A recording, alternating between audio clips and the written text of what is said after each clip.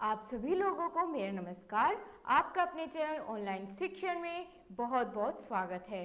So friends, आज हम discuss करने वाले हैं सीटेट यूपी टेट में पूछे जाने वाले कुछ महत्वपूर्ण प्रश्न के बारे में।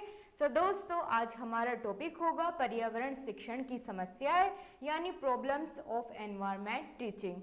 दोस्तों, यहाँ से जितने भी क्वेश्चंस बनेंगे इम्पोर्टेंट वो हम आज की वीडियो में डिस्कस करेंगे, तो आपकी ये यूनिट बिल्कुल कंप्लीट हो जाएंगी और जितने भी महत्वपूर्ण प्रश्न यहाँ से बन सकते हैं आपके टेट और यूपी टेट या फिर सुपर टेट में हम सभी क्लियर करके चलेंगे। दोस्तों, अपनी तैयारी बिल्कुल बना के रखिए, एग्जाम कभी भी हो सकता है, ठीक है ना। तो ठीक है, चलिए करते हैं शुरुआत। आज का पहला क्वेश्चन देखते हैं। क्या पूछा गया है कि शिक्षा के क्षेत्र में अवरोधन की समस्या का प्रमुख कारण है। कौन सा होगा शिक्षा में अवरोधन की प्रमुख समस्या का प्रमुख कारण। ऑप्शन 4 आपके सामने है, बताइए। अनुपयुक्त पाठ्यक्रम या कक्षा में छात्रों का अधिक होना या दोषपूर्ण शिक्षण विधि एवं प्रशिक्षण प्रणाली या फिर उपरोक्त सभी।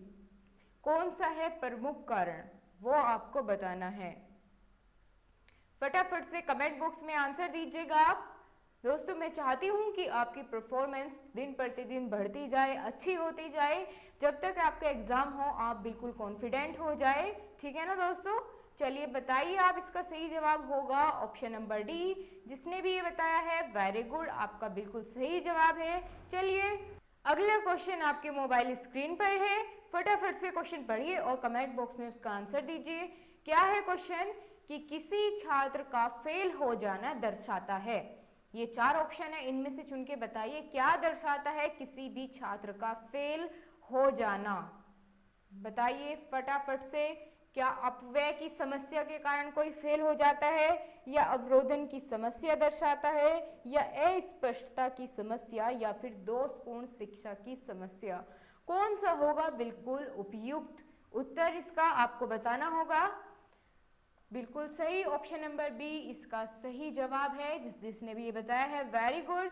आगे देखते हैं, अगला क्वेश्चन आपके लिए है, निम्न में से पर्यावरण शिक्षण की समस्या है।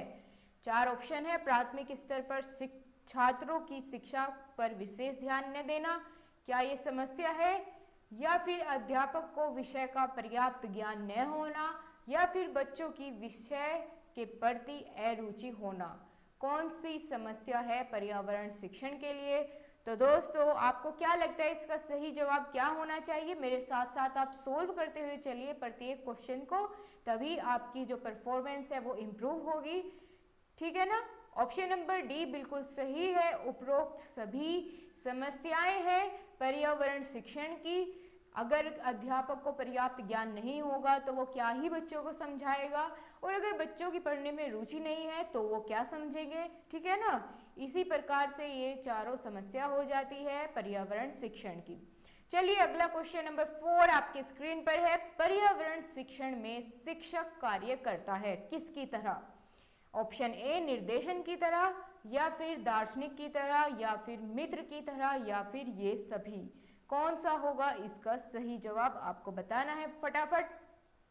तो पर्यावरण शिक्षण में एक शिक्षक कार्य करता है इन सभी के जैसे, यानी जब उसे जरूरत पड़ती है वो निर्देशन भी करता है, वो दार्शनिक की तरह भी कार्य करता है, और बच्चों के साथ मित्रता का व्यवहार भी रखता है ताकि वो बेझिझक होकर अपने क्वेश्चंस को पूछ सके, ठीक है फ्रेंड्स।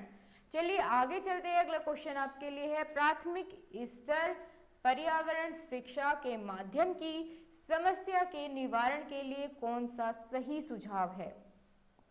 4 ऑप्शन आपके सामने है, फटाफट से इसका सही उत्तर बताइए आप।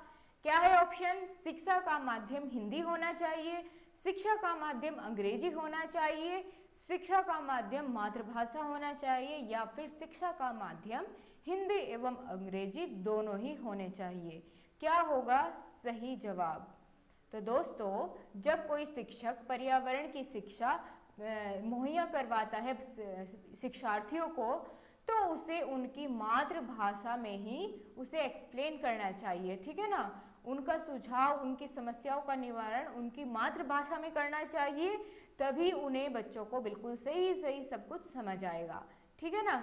आगे देखते हैं क्वेश्चन नंबर 6 आपके लिए क्या है कि शिक्षा के प्रशासन एवं समस्याओं से निपटने के लिए भारत सरकार ने किस मंत्रालय की स्थापना की है। वेरी वेरी इंपॉर्टेंट क्वेश्चन और आप सभी को इसका पता होना चाहिए। आप भावी अध्यापक हैं, आपको इस तरह की नॉलेज बिल्कुल होनी चाहिए। तो बताइए दोस्तों क्या होगा इसका सही जवाब। क्या रक्षा मंत्रालय की स्थापना की गई है प्रशासन, शिक्षा एवं प्रशासन की समस्याओं को निपटाने के लिए, या वित्त मंत्रालय की, या शिक्षा मंत्रालय की, या इनमें से कोई नहीं? जी बिल्कुल हाँ, ऑप्शन नंबर सी, शिक्षा मंत्रालय की ही स्थापना की जाती है। किसके लिए? शिक्षा एवं प्रशासन की समस्याओं को निपटाने के लिए। समझ आ गया आपको? चलिए आगे देखते हैं। 7वां क्वेश्चन आपके लिए है कि शिक्षा में छात्रों का विकास किस सीमा तक हो चुका है, यह किस प्रक्रिया द्वारा पता लगाया जा सकता है। ऑप्शन है आपके सामने 4, फटाफट से पढ़िए और जवाब दीजिए। क्या वस्तुनिष्ठ प्रशिक्षण, मूल्यांकन, निर्देशन, या इनमें से कोई नहीं? तो दोस्तों जब हमें यह पता लगाना हो कि बच्चे की विकास की सीमा किस सीमा तक उसका विकास हो चुका है, तो हम क्या करते हैं? मूल्यांकन करते हैं। तभी हम सही पता लगा पाते हैं कि बच्चे ने कौन सी सीमा तक, किस सीमा तक विकास कर लिया है। ठीक है दोस्तों, आगे आपका क्वेश्चन है क्वेश्चन नंबर 8। क्या पूछा गया है? पढ़िए फटाफट से क्वेश्चन, जवाब दीजिए मुझे कि शिक्षा के क्षेत्र में उस समस्या को क्या कहते हैं जिसके कारण कोई छात्र किसी स्तर पर शिक्षा पूरी किए बिना ही अपना अध्ययन कार्य छोड़ देता है। बताइए दोस्तों क्या होगा? अवरोधन की समस्या, या अपव्यय की समस्या, या शिक्षा की निरर्थकता, या गंभीर समस्या? क्या होगा इसमें से सही जवाब? बताइए आप फटाफट से एक्सप्लेन कीजिए। तो फटाफट से बताइए क्या होगा इसका सही जवाब, आपको कमेंट बॉक्स में बताना है। ठीक है दोस्तों, चलिए अगला क्वेश्चन देखते हैं क्या है क्वेश्चन नंबर 9 कि पर्यावरण शिक्षण की समस्याओं से निवारण के लिए आवश्यक है क्या चीज? अभिभावकों को इसके लिए आंदोलन करना चाहिए, या पर्यावरण विषय को अनिवार्य विषय के रूप में पाठ्यक्रम में सम्मिलित किया जाए, या शिक्षकों को कक्षा में छात्रों के साथ मित्रों की तरह व्यवहार करना चाहिए, या फिर उपरोक्त में से कोई नहीं? क्या होगा इसका सही जवाब? देखते हैं कौन सबसे पहले बताता है। जी बिल्कुल सही, ऑप्शन नंबर बी इसका बिल्कुल एक्यूरेट है, क्योंकि अगर पर्यावरण शिक्षण की समस्याओं का निवारण करना है तो क्या करना चाहिए? पाठ्यक्रम में इस विषय को सम्मिलित करना चाहिए। ठीक है दोस्तों, क्लियर होता है आपको? चलिए आगे चलते हैं। क्वेश्चन नंबर 10वां आपके लिए पूछा गया है कि पर्यावरण विषय में बच्चों की रुचि उत्पन्न करने के लिए क्या करना चाहिए? आप में से देखते हैं कौन सबसे पहले इसका जवाब देता है। 5 सेकंड आपके पास में है, तब तक क्या करते हैं मैं आपको इसके ऑप्शंस बताती हूँ क्या क्या है। ऑप्शन नंबर ए है कहानी एवं खेल विधि से शिक्षण, या विद्यालय की ओर से पुस्तक उपलब्ध कराना, या समय विभाग चक्र में पर्यावरण विषय के लिए अतिरिक्त कालांश देंगे, या कमजोर छात्रों के लिए अतिरिक्त कक्षा की व्यवस्था करेंगे। क्या होगा इसका सही जवाब? पर्यावरण शिक्षण में बच्चों की रुचि उत्पन्न करनी है तो किस तरह से करेंगे? कहानी एवं खेल विधि से शिक्षण करेंगे तो क्या होगा? बच्चों की रुचि उत्पन्न होगी पर्यावरण विषय के अंतर्गत। ठीक है दोस्तों, चलिए क्वेश्चन नंबर 11 पूछा गया है आपसे, नवीनतम एवं प्रभावी शिक्षण विधियों का प्रयोग न किया जाना निम्न में से किसकी समस्या है? जल्दी आंसर दीजिए इसका। दोस्तों ऐसे ही प्रैक्टिस सेट लगाते रहिए आप, इससे क्या होगा आपकी आदत बन जाएगी फटाफट से जल्दी जल्दी क्वेश्चंस को सोल्व करने की। आपके मन के अंदर से बिल्कुल घबराहट, डर बिल्कुल खत्म हो जाएगा आपके एग्जाम को लेकर के। ठीक है दोस्तों, और ऐसे ही प्रैक्टिस सेट अगर आपको और भी चाहिए तो मुझे कमेंट बॉक्स में बताइए। जिस भी टॉपिक के ऊपर चाहिए आप कमेंट बॉक्स में लिख सकते हैं, मैं उसी के सबसे ज़्यादा इम्पोर्टेंट या फिर आप कह लीजिए कि यहीं से क्वेश्चन बनने हैं, क्योंकि मैंने जो भी सबसे महत्वपूर्ण टॉपिक होता है उसके अंदर से वही क्वेश्चंस चुने हैं आपके लिए। तो चलिए अगला क्या बताया आपने, इसका ऑप्शन कौन सा सही है? क्वेश्चन नंबर 11 का कौन बताएगा? जी हाँ, जिसने भी ऑप्शन नंबर बी बताया है वेरी गुड, आपका बिल्कुल सही है, आपकी तैयारी काफ़ी अच्छी हो रही है, ऐसे ही लगे रहिए, सफलता आपके कदमों में होगी। अगला क्वेश्चन है दोस्तों, क्वेश्चन नंबर 12, पर्यावरण शिक्षण की समस्याओं को दूर करने के लिए आप क्या तरीका अपनाएंगे? बिल्कुल, कौन सा तरीका अपनाएंगे पर्यावरण की समस्या को दूर करने के लिए? विषय को पाठ्यक्रम से हटा देंगे या विषय के शिक्षण के लिए अतिरिक्त समय देंगे या छात्रों में विषय के प्रति सकारात्मक दृष्टि विकसित करेंगे या फिर उपरोक्त में से कोई नहीं? तो किस तरह से आप पर्यावरण की जो समस्याएं हैं उनको दूर करेंगे, किस तरह से कर सकते हैं? छात्रों में विषय के प्रति सकारात्मक दृष्टि कौन विकसित करके, ठीक है ना। आगे चलते हैं, क्वेश्चन नंबर 13 आपकी स्क्रीन पर है, फटाफट से क्वेश्चन पढ़िए मेरे साथ। पर्यावरण शिक्षण के प्रभावशाली बनाने के लिए शैक्षिक भ्रमण और सेमिनार जैसी पाठ्य सामग्री सहगामी क्रियाओं के लिए आवश्यक धन स्वयं एकत्र करेंगे या अभिभावकों की मदद लेंगे या फिर प्रशासन से मदद लेंगे या फिर ऑप्शन नंबर डी पहला और दूसरा? कौन सा ऑप्शन होगा इसमें बिल्कुल सही आपको बताना है दोस्तों, फटाफट से कमेंट बॉक्स में आंसर दीजिए इसका।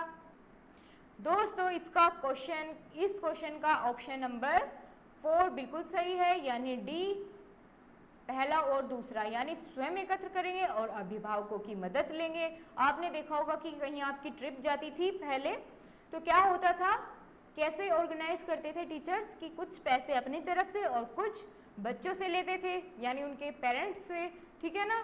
तो इसी तरह से किया जाता है, अभिभावकों से लिया जाता है, प्रशासन से कोई मदद नहीं दी जाती इस तरह की चीज़ों के लिए। चलिए आगे देखते हैं, क्वेश्चन नंबर 14 आपकी स्क्रीन पर है। पर्यावरण के विस्तृत पाठ्यक्रम के ध्यान में रखते हुए आप प्रभावी शिक्षण के लिए क्या सुझाव देंगे? बहुत अच्छा क्वेश्चन है दोस्तों, वेरी वेरी इंपॉर्टेंट। आपको 4 ऑप्शन दिए गए, फटाफट से आंसर दीजिए। क्या है ऑप्शंस? नवीन पुस्तकों से शिक्षण या नवीन शिक्षण मशीनों का प्रयोग या पाठ्य वस्तु को छोटे छोटे खंडों में विभाजित करना या फिर उपरोक्त सभी? कौन सा होगा सही जवाब आपको बताना है, फटाफट आंसर दीजिए मुझे, मैं वेट कर रही हूँ आपके आंसर का। बिल्कुल सही ऑप्शन नंबर डी जिसने बताया है, वेरी गुड, बिल्कुल सही है आपका। क्या है कि नवीन पुस्तकों से भी शिक्षण कर सकते हैं, मशीनों का प्रयोग और छोटे छोटे खंडों में विभाजित करना पाठ्यक्रम को, ये सभी प्रभावी शिक्षण के ढंग है या कह सकते हैं सुझाव है। चलिए दोस्तों आपका आज का लास्ट क्वेश्चन हो जाता है, पर्यावरण शिक्षण को सुगम बनाने के लिए निम्न में से किस क्रियाकलाप से आप सबसे अधिक महत्व देंगे? कौन से क्रियाकलाप को आप सबसे अधिक महत्व देंगे ये आपको बताना है। तो आपके सामने 4 ऑप्शन है, पाठ्य योजना या शैक्षिक भ्रमण या गृह कार्य या फिर कक्षा शिक्षण? कौन सा होगा सही जवाब? पर्यावरण शिक्षण को सुगम बनाना है तो कौन सा सबसे उपयुक्त उत्तर होगा? ठीक है दोस्तों बताइए। अभी अभी हम ऊपर से नीचे तक यही पढ़ते हुए आ रहे हैं, वो है शैक्षिक भ्रमण, क्योंकि पर्यावरण का ज्ञान तभी हो पाता है जब भ्रमण कराया जाए विद्यार्थियों को। ठीक है दोस्तों, तो चलिए अगर आपको हमारी क्लास अच्छी लगी है तो लाइक करना बिल्कुल मत भूलिए, सपोर्ट करिए और अपने अच्छे कमेंट्स हमें ज़रूर भेजिए। ठीक है दोस्तों, तो चलिए मिलते हैं आपसे अगले प्रैक्टिस सेट के साथ, तब तक के लिए बाय बाय, टेक केयर। अगर आप चैनल पर नए हैं तो सब्सक्राइब करना बिल्कुल मत भूलिएगा, और दोस्तों अगर आपको हमारी मेहनत अच्छी लगती है तो लाइक करना ज़रूर बनता है, अपने दोस्तों के साथ शेयर करिए। Okay bye bye, take care.